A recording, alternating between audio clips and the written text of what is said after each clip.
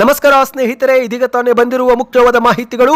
ಮಹಾತ್ಮ ಗಾಂಧಿ ನರೇಗಾ ಯೋಜನೆಯನ್ನು ರಾಮ್ಜಿ ಯೋಜನೆಯಾಗಿ ಬದಲಾವಣೆ ಮಾಡಲಾಗುತ್ತಿದ್ದು, ಇದೇ ಮಧ್ಯೆ ಬಿಜೆಪಿ ಗಾಂಧಿಯನ್ನು ಹೊರಹಾಕುತ್ತಿದೆ ಎಂದು ಮಧು ಬಂಗಾರಪ್ಪ ಅವರು ಆಕ್ರೋಶ ವ್ಯಕ್ತಪಡಿಸಿದ್ದಾರೆ.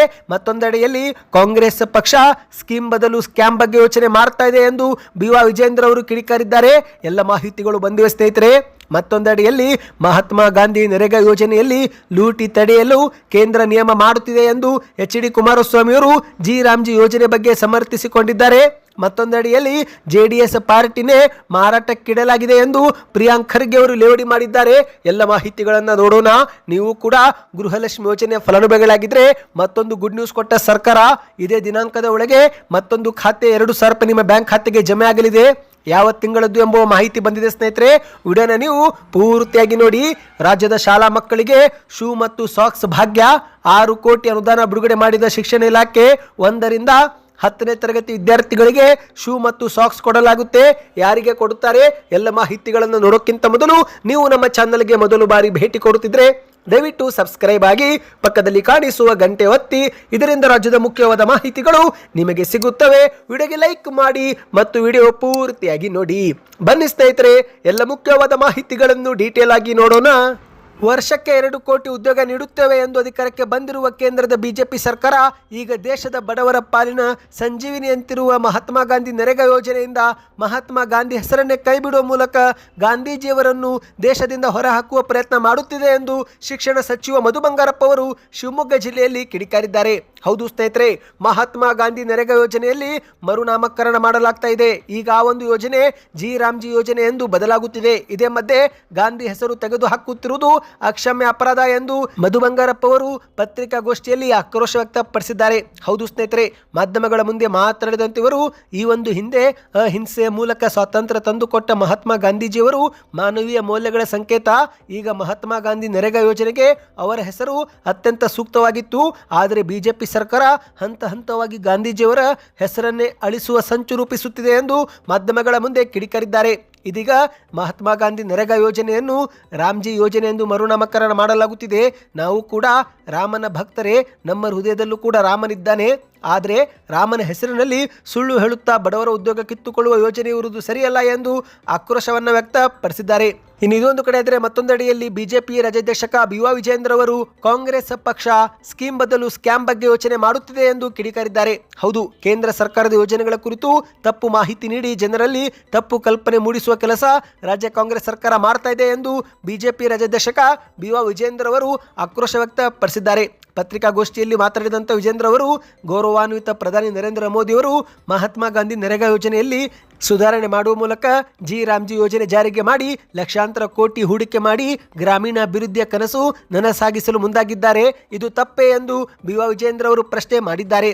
ಮಹಾತ್ಮ ಗಾಂಧೀಜಿಯವರ ಗ್ರಾಮ ಸ್ವರಾಜ್ಯದ ಕನಸು ನನಸಾಗಿಸಲು 7-8 ಲಕ್ಷ ಕೋಟಿ ಖರ್ಚು ಮಾಡುವ ಈ ಒಂದು ಯೋಜನೆ ಸಾಗಬೇಕು, ಬಡವರಿಗೆ ತಲುಪಬೇಕು ಎಂಬುದು ಪ್ರಧಾನಿ ಮೋದಿಯವರ ಯೋಜನೆ. ಇದು ಹಾಗಾದರೆ ತಪ್ಪೇ ಎಂದು ಪ್ರಶ್ನೆಯನ್ನು ಮಾಡಿದ್ದಾರೆ. ಕಾಂಗ್ರೆಸ್ ಪಕ್ಷ ಈ ಒಂದು ಹಿಂದೆ 16 ವರ್ಷ ಆಡಳಿತ ಮಾಡಿದಾಗ ಸ್ಕೀಮ್ ಬಗ್ಗೆ ಯೋಚನೆ ಮಾಡಲಿಲ್ಲ, ಇವರು ಕೇವಲ ಸ್ಕ್ಯಾಮ್ ಬಗ್ಗೆ ಯೋಚನೆ ಮಾಡಿದರು ಎಂದು ಟೀಕೆಯನ್ನು ಮಾಡಿದ್ದಾರೆ. ಇದೀಗ ರಾಮ್ಜಿ ಯೋಜನೆ ಜಾರಿಗೆ ಮಾಡುವ ಮೂಲಕ ಮೋದಿಜಿಯವರು ಒಂದು ಚಾರಿತ್ರಿಕ ನಿರ್ಧಾರ ಮಾಡಿದ್ದಾರೆ. ಕಾಂಗ್ರೆಸ್ ಪಕ್ಷದ ರಾಹುಲ್ ಗಾಂಧಿ ಮತ್ತು ಸಿದ್ದರಾಮಯ್ಯನವರು ಈ ಒಂದು ಯೋಜನೆ ಜಾರಿಗೆ ಆಗುವ ಮುನ್ನವೇ ಸುಳ್ಳು ಪ್ರಚಾರ ಮಾಡುತ್ತಿದ್ದಾರೆ. ಯೋಜನೆ ಮರುಜಾರಿ ಮಾಡುವ ಮೊದಲೇ ಈ ರೀತಿ ಸುಳ್ಳು ಹೇಳುತ್ತಿರುವುದು ಸರಿಯಲ್ಲ ಎಂದು ಕಿಡಿಕಾರಿದ್ದಾರೆ. ಕಾಂಗ್ರೆಸ್ ಪಕ್ಷ ಯಾವತ್ತೂ ಕೂಡ ಮಹಾತ್ಮ ಗಾಂಧೀಜಿಯವರನ್ನ ಗೌರವಿಸಲಿಲ್ಲ ಎಂಬುದು ದೇಶಕ್ಕೆ ಗೊತ್ತಿರುವ ಸಂಗತಿ. ಅಷ್ಟು ಮಾತ್ರವಲ್ಲ, ಕಾಂಗ್ರೆಸ್ ಪಕ್ಷ ಡಾಕ್ಟರ್ ಬಾಬಾ ಸಾಹೇಬ್ ಅಂಬೇಡ್ಕರ್ ಅವರಿಗೂ ಕೂಡ ಗೌರವ ನೀಡುತ್ತಿರಲಿಲ್ಲ ಎಂದು ಟೀಕೆಯನ್ನ ಮಾಡಿದ್ದಾರೆ. ಗ್ರಾಮಗಳ ಸರ್ವಾಂಗೀಣ ಅಭಿವೃದ್ಧಿ ಆಗಬೇಕಾಗಿದೆ, ಜೊತೆಗೆ ಮೂಲಭೂತ ಸೌಕರ್ಯವೂ ಕೂಡ ಕೊಡಬೇಕಾಗಿದೆ. ಹಾಗಾಗಿ ಪ್ರಧಾನಿ ಮೋದಿಯವರು ಉತ್ತಮ ಉದ್ದೇಶದೊಂದಿಗೆ ಈ ಒಂದು ಯೋಜನೆಯಲ್ಲಿ ಗಮನಾರ್ಹ ಮತ್ತು ಮೌಲ್ಯಯುತ ಬದಲಾವಣೆ ಜಾರಿಗೆ ಮಾಡಲು ರಾಮ್ಜಿ ಯೋಜನೆ ಮಾಡುತ್ತಿದ್ದಾರೆ ಎಂದು ಹೇಳಿಕೆಯನ್ನು ಕೊಟ್ಟಿದ್ದಾರೆ. ಅಂದಹಾಗೆ ಸ್ನೇಹಿತರೆ, ಇದೊಂದು ಕಡೆ ಆದರೆ ಮತ್ತೊಂದೆಡೆಯಲ್ಲಿ ಕೇಂದ್ರದ ಸಚಿವ ಎಚ್.ಡಿ. ಕುಮಾರಸ್ವಾಮಿ ಅವರು ಈ ಒಂದು ಯೋಜನೆ ಹೆಸರು ಬದಲಾವಣೆ ಕುರಿತಂತೆ ಸಮರ್ಥಿಸಿಕೊಂಡಿದ್ದಾರೆ. ಬೆಂಗಳೂರಲ್ಲಿ ಮಾತನಾಡಿದಂಥ ಕುಮಾರಸ್ವಾಮಿ ಅವರು ರಾಮ್ಜಿ ಯೋಜನೆ ಬಗ್ಗೆ ಕಾಂಗ್ರೆಸ್ ಪಕ್ಷ ಸುಳ್ಳು ಸೃಷ್ಟಿ ಹೇಳಿಕೆ ಕೊಡುತ್ತಿದ್ದು, ಆ ಒಂದು ಸುಳ್ಳುಗಳನ್ನು ಎದುರಿಸಲು ನಾವು ಕೂಡ ದಾಖಲೆಗಳ ಸಮೇತ ಬಹಿರಂಗ ಚರ್ಚೆಗೆ ತಯಾರಿದ್ದೇವೆ, ಬೇಕಾದರೆ ಅವರು ಬರಲಿ ಎಂದು ಕಾಂಗ್ರೆಸ್ ನಾಯಕರಿಗೆ ಎಚ್.ಡಿ. ಕುಮಾರಸ್ವಾಮಿ ಅವರು ಸವಾಲು ಹಾಕಿದ್ದಾರೆ. ಅಂದಹಾಗೆ ಸ್ನೇಹಿತರೆ, ರಾಮ್ಜಿ ಯೋಜನೆ ಇದರ ಒಂದು ಫುಲ್ ಫಾರ್ಮ್ ಏನೆಂದರೆ ವಿಕಸಿತ ಭಾರತ್ ಗ್ಯಾರಂಟಿ ಫಾರ್ ರೋಜಗಾರ್ ಮತ್ತು ಆಜೀವಿಕಾ ಮಿಷನ್ ಈ ಒಂದು ಯೋಜನೆ ಬಗ್ಗೆ ಕಾಂಗ್ರೆಸ್ ಇದೀಗ ಸುಳ್ಳು ಹೇಳಿಕೆ ಕೊಡುತ್ತಿದ್ದು, ಈ ಬಗ್ಗೆ ಎಚ್ ಡಿ ಕುಮಾರಸ್ವಾಮಿ ಅವರು ಆಕ್ರೋಶ ವ್ಯಕ್ತಪಡಿಸಿದ್ದು, ಕಾಂಗ್ರೆಸ್ನ ಸುಳ್ಳುಗಳನ್ನು ಜನರು ನಂಬುವ ಕಾಲವೂ ಕೂಡ ಹೋಗಿಬಿಟ್ಟಿದೆ ಎಂದು ಹೇಳಿಕೆಯನ್ನು ಕೊಟ್ಟಿದ್ದಾರೆ. ಕಾಂಗ್ರೆಸ್ ಪಕ್ಷವು ದೇಶದಲ್ಲಿ ಸುದೀರ್ಘ ಕಾಲ ಆಡಳಿತ ಈ ಒಂದು ಹಿಂದೆ ಮಾಡಿದೆ.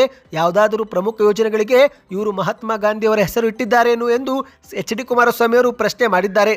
ಎಲ್ಲ ಯೋಜನೆಗಳಿಗೆ ನೆಹರು ಕುಟುಂಬದ ಸದಸ್ಯರ ಹೆಸರು ಇಟ್ಟು ಗಾಂಧೀಜಿಗೆ ಅವರೇ ದ್ರೋಹ ಬಗೆದಿದ್ದು, ಈಗ ಇವರಿಗೆ ಗಾಂಧೀಜಿ ಬಗ್ಗೆ ಮಾತನಾಡಲು ಯಾವುದೇ ನೈತಿಕತೆ ಇಲ್ಲ ಎಂದು ಎಚ್ ಡಿ ಕುಮಾರಸ್ವಾಮಿ ಅವರು ಕಿಡಿಕಾರಿದ್ದಾರೆ. ನರೇಗಾ ಯೋಜನೆ ಸ್ಥಗಿತವಾಗಿಲ್ಲ, ಕೇವಲ ಬದಲಾವಣೆ ಮಾಡಲಾಗುತ್ತಿದೆ.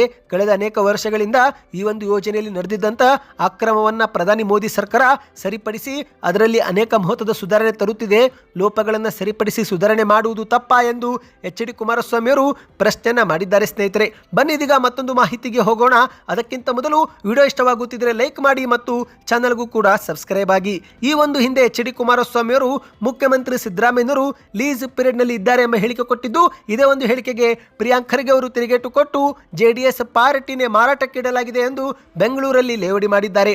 ಹೌದು ಸ್ನೇಹಿತರೆ, ಗ್ರಾಮೀಣಾಭಿವೃದ್ಧಿ ಸಚಿವರಾಗಿರುವ ಪ್ರಿಯಾಂಕ್ ಖರ್ಗೆ ಅವರು ಜೆಡಿಎಸ್ ಪಾರ್ಟಿನೇ ಮಾರಾಟಕ್ಕಿಡಲಾಗಿದೆ, ಜೆಡಿಎಸ್ನವರು ತಮ್ಮ ಪಕ್ಷವನ್ನೇ ಮಾರಾಟಕ್ಕೆ ಇಟ್ಟಿದ್ದಾರೆ, ಅಂತವರು ಮುಖ್ಯಮಂತ್ರಿ ಲೀಸ್ ಪೀರಿಯಡ್ ನಲ್ಲಿ ಇದ್ದಾರೆ ಎಂದು ಹೇಳುವುದು ಸರಿಯಲ್ಲ ಎಂದು ಮಾಧ್ಯಮಗಳ ಮುಂದೆ ಟಾಂಗ್ ಕೊಟ್ಟಿದ್ದಾರೆ. ಕಲಬುರಗಿ ಜಿಲ್ಲೆಯಲ್ಲಿ ಮಾತನಾಡಿದಂಥ ಪ್ರಿಯಾಂಕ್ ಖರ್ಗೆ ಅವರು ಸದ್ಯದ ಪ್ರಕಾರ ಜೆಡಿಎಸ್ ಪಕ್ಷವನ್ನು ಬಿಜೆಪಿ ನಾಯಕರು ಅಕ್ರಮ ಸಕ್ರಮ ಮಾಡಿಕೊಂಡಿದ್ದಾರೆ. ಜೆಡಿಎಸ್ನ ಪ್ಲಾಟ್ನಲ್ಲಿ ಈಗಾಗಲೇ ಬಿಜೆಪಿಯವರು ಬಹುಮಹಡಿ ಕಟ್ಟಡವನ್ನೇ ಕಟ್ಟಿದ್ದಾರೆ. ಈ ಒಂದು ಹಿಂದೆ ಎಚ್ ಡಿ ಕುಮಾರಸ್ವಾಮಿ ಅವರು ಕೂಡ ರಾಜ್ಯ ರಾಜಕಾರಣದಲ್ಲಿ ಇದ್ದವರು, ಆಗಲೂ ಕೂಡ ಅವರ ಕೈಯಲ್ಲಿ ಏನೂ ಆಗಲಿಲ್ಲ. ಬಿಜೆಪಿ ಜೆಡಿಎಸ್ ಎಂದೂ ಕೂಡ ತಮ್ಮ ಸ್ವಂತ ಬಲದ ಮೇಲೆ ಅಧಿಕಾರಕ್ಕೆ ಬಂದೇ ಇಲ್ಲ ಎಂದು ಪ್ರಿಯಾಂಕ್ ಖರ್ಗೆ ಅವರು ವಾಗ್ದಾಳಿ ಮಾಡಿದ್ದಾರೆ. ಸಿದ್ದರಾಮಯ್ಯರ ಪರವಾಗಿ ಹಗುರವಾಗಿ ಮಾತನಾಡುವುದು ಸರಿಯಲ್ಲ. ರಾಜ್ಯದಲ್ಲಿ ಸಿಎಂ ಸಿದ್ದರಾಮಯ್ಯನವರು ಸಕ್ಸಸ್ಫುಲ್ ಲೀಡರ್, ಕುಮಾರಸ್ವಾಮಿಯವರು ತಮ್ಮ ಸ್ವಂತ ಹಿತಾಸಕ್ತಿಗೆ ಬಿಜೆಪಿ ಜೊತೆ ಮೈತ್ರಿ ಮಾಡಿಕೊಂಡಿದ್ದಾರೆ. ಅವರು ಕಾರ್ಯಕರ್ತರ ಹಿತಾಸಕ್ತಿಗೆ ಮೈತ್ರಿ ಮಾಡಿಕೊಂಡಿಲ್ಲ. ಕೇಂದ್ರದಲ್ಲಿ ಕುಮಾರಸ್ವಾಮಿಯವರಿಗೆ ಮಂತ್ರಿ ಸ್ಥಾನ ಸಿಕ್ಕಿದೆ, ಹೀಗಾಗಿ ಅವರು ಮೈತ್ರಿ ಮಾಡಿಕೊಂಡಿದ್ದಾರೆ.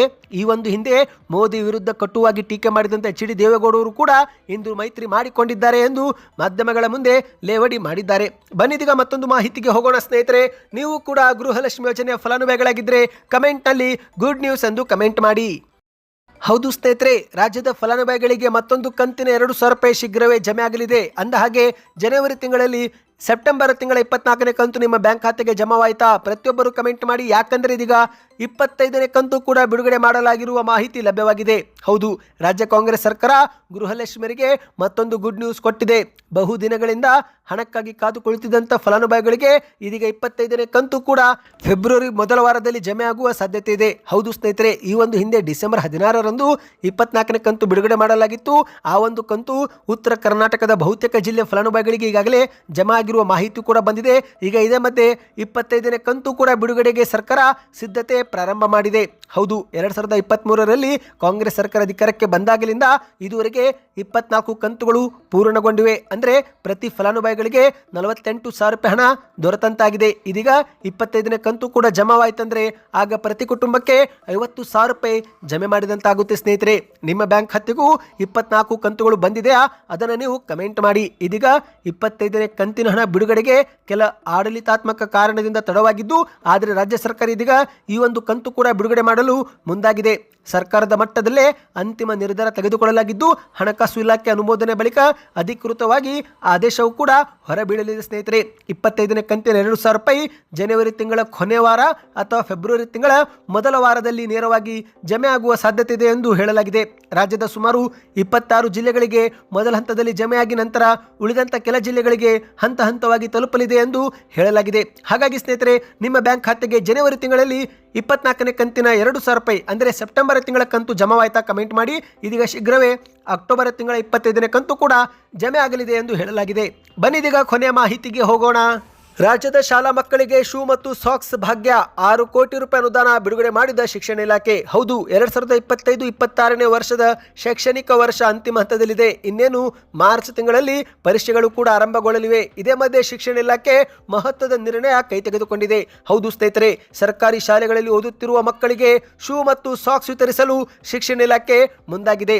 ಹೌದು ಸ್ನೇಹಿತರೆ, ಅದಕ್ಕಾಗಿಯೇ ಶಿಕ್ಷಣ ಇಲಾಖೆಯು ವಿದ್ಯಾ ವಿಕಾಸ್ ಯೋಜನೆಯಡಿಯಲ್ಲಿ 6 ಕೋಟಿ ರೂಪಾಯಿ ಅನುದಾನ ಬಿಡುಗಡೆ ಮಾಡಿರುವ ಮಾಹಿತಿ ಮಾಹಿತಿ ವರದಿಯಾಗಿದೆ. ಹೌದು, ಶಾಲೆಯ ವಿದ್ಯಾರ್ಥಿಗಳ ದಾಖಲಾತಿ ಖಚಿತಪಡಿಸಿಕೊಂಡು ಈ ಒಂದು ಅನುದಾನ ವಿತರಣೆ ಮಾಡಲಾಗುತ್ತಿದ್ದು, ಪ್ರತಿ ವಿದ್ಯಾರ್ಥಿಗೂ 1 ಜೊತೆ ಶೂ ಮತ್ತು 2 ಜೊತೆ ಸಾಕ್ಸ್ ನೀಡಬೇಕು ಎಂದು ಸುತ್ತೋಲೆಯಲ್ಲಿ ಹೇಳಲಾಗಿದೆ. ಅಂದಹಾಗೆ ಸ್ನೇಹಿತರೆ, ಇಲ್ಲಿ ವಿದ್ಯಾರ್ಥಿಗಳಿಗೆ ಅನುಗುಣವಾಗಿ ಹಣವನ್ನು ಮೀಸಲಿಡಲಾಗಿದೆ. ಅಂದರೆ 1 ರಿಂದ 5ನೇ ತರಗತಿ ವಿದ್ಯಾರ್ಥಿಗೆ 265 ರೂಪಾಯಿ, 6 ರಿಂದ 8ನೇ ತರಗತಿ ವಿದ್ಯಾರ್ಥಿಗೆ 295 ರೂಪಾಯಿ ಮತ್ತು 9 ರಿಂದ 10ನೇ ತರಗತಿ ವಿದ್ಯಾರ್ಥಿಗಳಿಗೆ 325 ರೂಪಾಯಿ.